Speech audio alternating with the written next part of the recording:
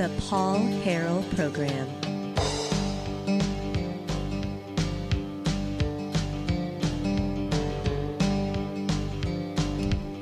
All right, ladies and gentlemen, welcome back to the program. We're here at the Marble Palace. My name is Paul.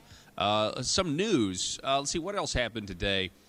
Senate Bill 140, the Internet Sales Tax Bill, which is the unconstitutional tax on out-of-state sellers. You know, the Internet's a pretty incredible thing. It was able to, outpace the government's ways to tax us. Like the government just didn't think about what some physicists would call a Type 1 civilization communication device. Sorry, a little Star Trekky there, but the government couldn't foresee the fact. Just like this is how stupid and uncreative the government is. We don't even need to give the internet that much credit.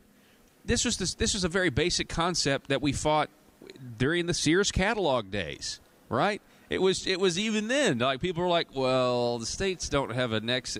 You know what? I'll send them catalogs in the mail. Then they'll call me on an 800 number, and we'll take their money that way. It's not like it's this huge deal. You know, I mean, if you really think about it, human beings are innovative, and in a free market, they will find a way. Not because they set out to do it. Like, hey, but it's just that the government is a taker. They're not a creator, but it's a whole other situation. SB 140 was scheduled to run in the Rev and Tax Committee today, and it again did not run. And we were told kind of at the last minute, all the furniture people that were there to speak for the bill and how they need to, this is going to save their business. An internet sales tax on out-of-state sellers is going to save their business or save mom and pops. At the last minute, they walked up and crossed their names off of the sheet, the speak for the bill sheet, and left the room, meaning, and we knew at that point it wasn't going to run yet again. This is like the sixth or seventh time. Of course, it's been voted down twice, and vote expunged once. So this is kind of their last shot. And the Democrats on this Rev and Tax Committee are wanting to direct where the new revenue would go.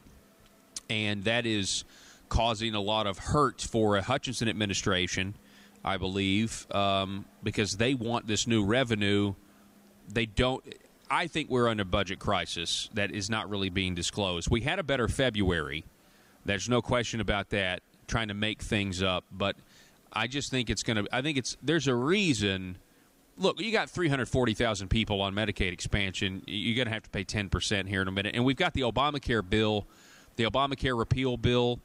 Regardless of what you think of it, from the way I read it, in 2019 we're going to a 70-30 match rate of the traditional. I mean, folks, there's no way we can afford that. There's no way we're going to be able to keep these people insured. And so there's just a lot of money that I think the government really wants, and we don't have the whole truth. But so that's the news on SB 140. Also, on a local level, Kenny Wallace has put this press release out. Vote against the Bryant School District millage tax increase. This is in Saline County. They keep wanting more and more money. I believe this has been voted down a couple of times. The campaign against the Bryant School District millage tax is urging voters to vote against the tax increase scheduled for March 14th. Early voting started today, though.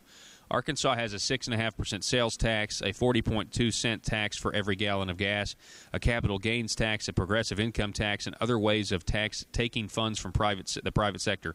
Arkansas will likely end up with more taxes on items like internet spending, tires, and other items after this legislative session. Arkansas citizens are taxed enough already, which is why they voted against the 2015 Bryant millage tax. Over $96 million would be taken from home and business owners to be used by unelected bureaucrats, with only $65 million going to buildings if this tax passes. Let me stop there.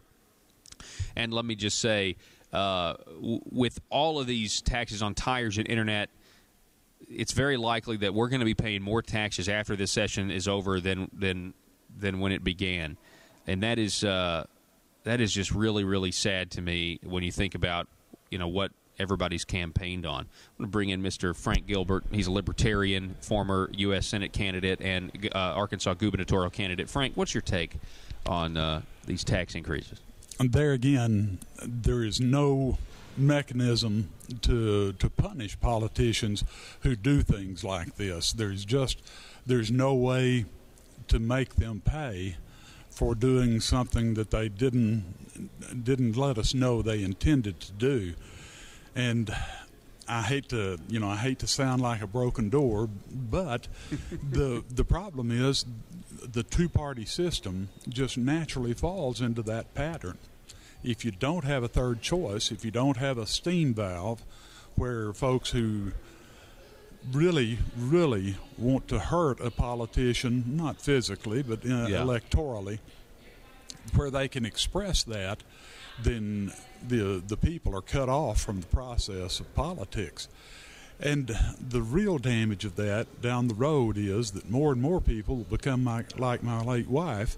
She was not an anarchist, and she wouldn't let me put the bumper sticker I got for her on her car, but she believed that in the idea of don't vote, it encourages the B word.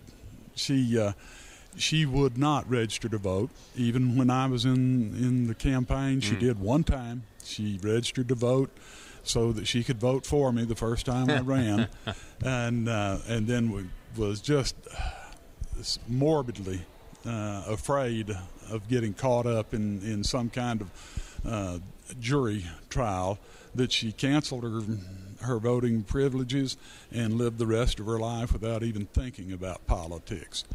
And if everything is out of your control, if everything is done for you by people who are smarter than you and better than you, then why be involved? It's all going to take care of itself, and that's the kind of tyranny that we're moving toward. Yeah, I think you're right. Yeah.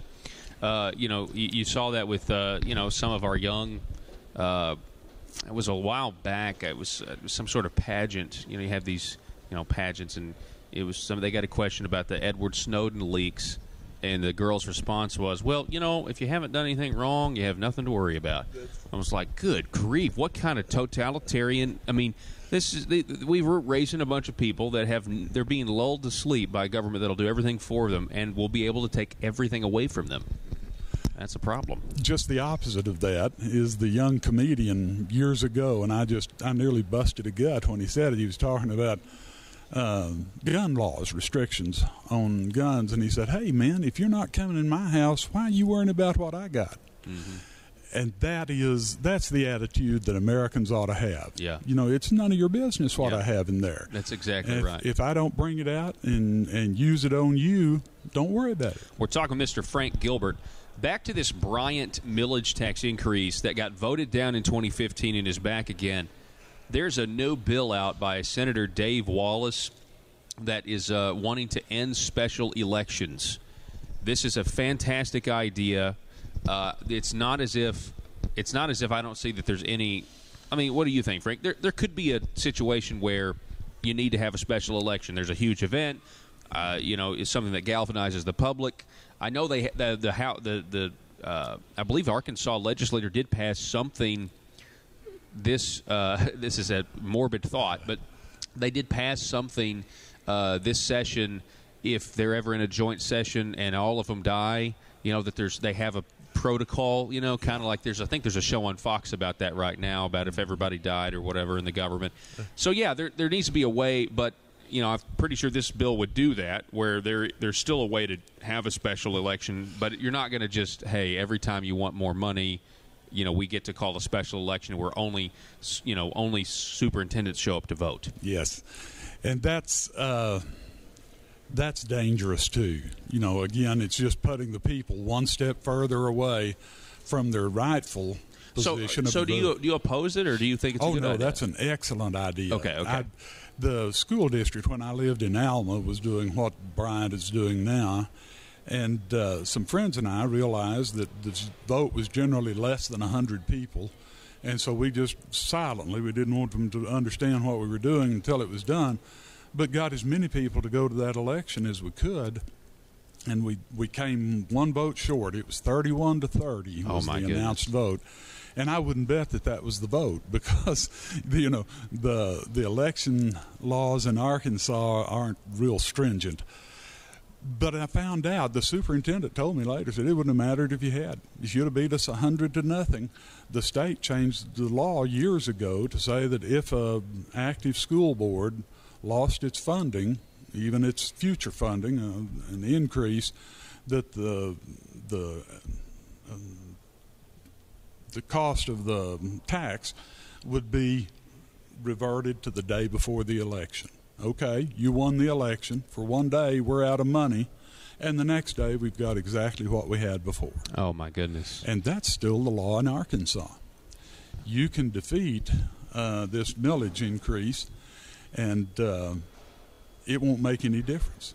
You know, it will on the increase, but if you're trying to cut it, you can't do it. Really, I had no idea. I didn't either. That is crazy. For our, so you just used to live in Alma, then? Yes. All right. So for our listeners in Alma, feel free to send us a text message.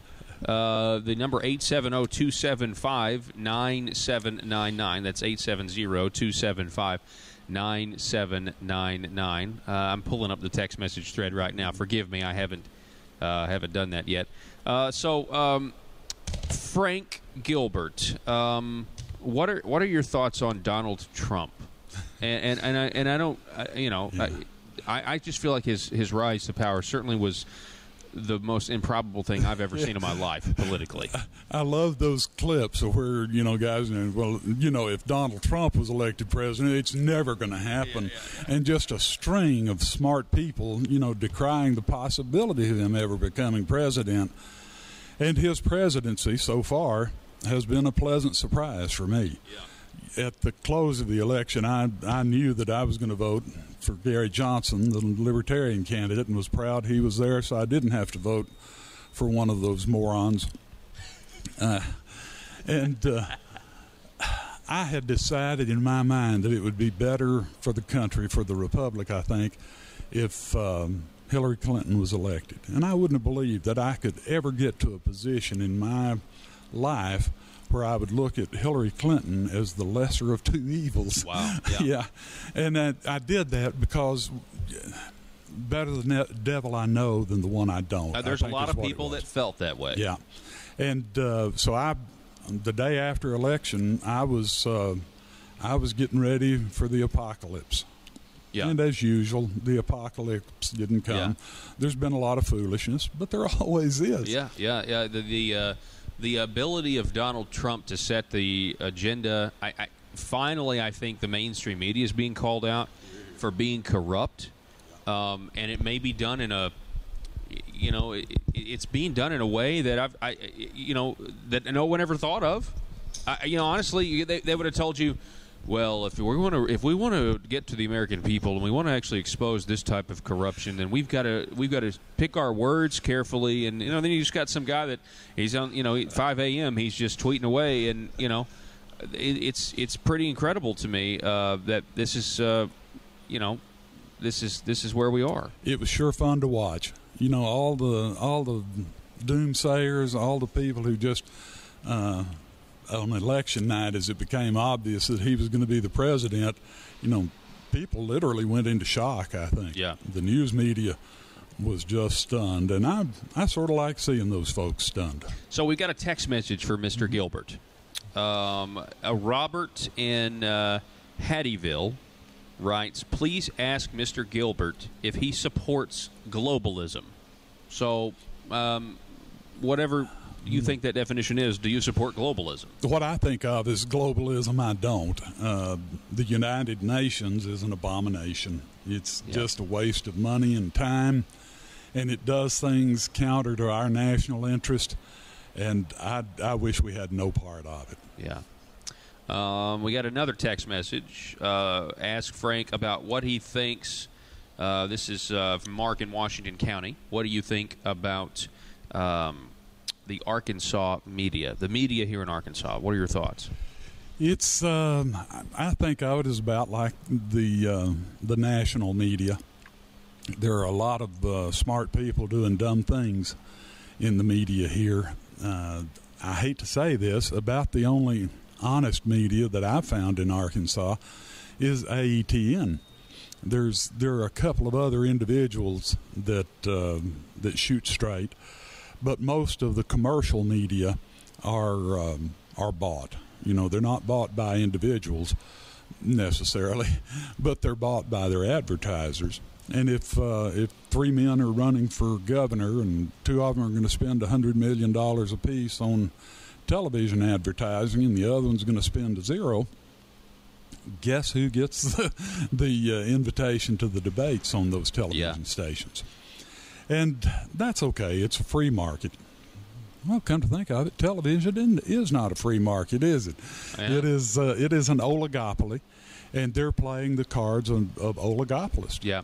Well, as I look at, if I were to go, so we're on the 3rd floor here, ladies and gentlemen, in the Marble Palace, looking over the rotunda. Right in between the elevators is like a little nook. Right across from me is the Shoe Shine station. And so this can be a very busy place. For some reason, around 4 o'clock, though, I think people, they kind of disperse. But if you look out those windows right there, you will be able to see, I believe, the KRK building, and then you've got the Fox building as well. These media outlets, these statewide media outlets, are right here. It makes it easy for the governor or the governor's spokesperson or any legislator, politician to just kind of walk across the hill here and get an interview. And they have no investigative instincts. No. And it's incredible, and they've never had investigative instincts. Nope. Because it took Bill Clinton becoming president for us to know anything really about Whitewater and anything real about it. And I know there might have been some reporting, but we now have the general improvement monies going to legislators. We have people doing things that appear like it's a quid pro quo, and we don't have any more pushback, any more. And so, for example, I just don't think if you did the kind of research and stuff that Conduit Media does, for example, you might not get as friendly of, yeah, sure, we'd love to come on your show and only promote our agenda, because there'll be no hard questions. Yeah. Yeah, the Bard of Baltimore would be ashamed of his progeny. The press used to be a really important part of our country's freedom, for lack of a better word. They were the watchdog on the government, and there were individuals who took journalism seriously and understood that they could never be on the side of the government. They could never be on the side of their mayor. They could never be on the side of their governor, their president. They needed to have a neutral corner that they could operate out of. And that has become a farce now. Most journalists in Arkansas, and I believe in the world, have given up that proud tradition. And I'm conflicted whenever we talk about that kind of stuff, because what you're talking about is objectivity. And, of course, this is a talk radio show. It starts almost every hour saying, hey, this is the intersection of conservative ideas and reality. But what do you think about the concept of, every single media outlet now has some sort of agenda. I don't want anything from government. Yeah. Believe it or not, I'd love for them to pass the Paul Harrell Program Radio Act, which, gives me $1 million for life, or whatever.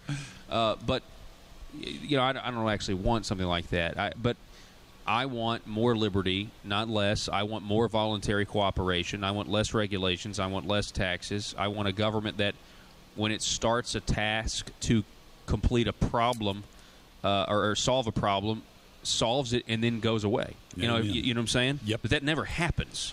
There's no bureaucracy that's like, hey, let's stop, let's help starving puppies, and you create a program, and they're going to be there forever. Yeah. They never pick problems that they can fix and then shrink back to the size that it needs to be. There was a time, at least, when we had an army that did that. When they went and liberated Europe. Great point. Yeah. They came back home and went back to the farm, and God love him. Ike Eisenhower is not my favorite president, but in his departing speech, he warned us about what we have now. He knew. Military-industrial complex. Yeah. Farewell address. I know. He knew. He really knew what the deal was. All right, folks, we're talking with Frank Gilbert. We're going to have more when we come back. You're listening to the Paul Harrell Program, live from the Marble Palace. The Liberty Machine is back in just a few minutes.